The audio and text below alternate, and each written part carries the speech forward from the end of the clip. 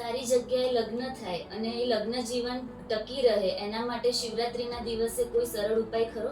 જી, જો શિવરાત્રીના દિવસે શિવ પાર્વતીના લગ્ન થયા એટલે એ દિવસ શિવરાત્રીનો શિવજીને ખૂબ જ પ્રિય છે.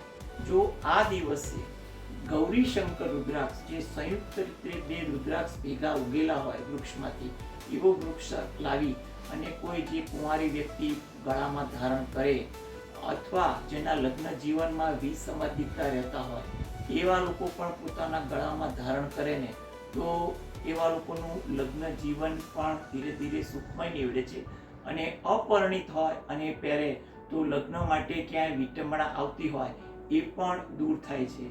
માટે જો શિવરાત્રીના દિવસે ગૌરી શંકર રુદ્રાક્ષ ઉપલબ્ધ થાય અને જો એ ગળામાં ધારણ કરવામાં આવે તો એ ઉત્તમ લગ્ન જીવન માટે અને સારી સુખાકારી માટે કહી શકાય.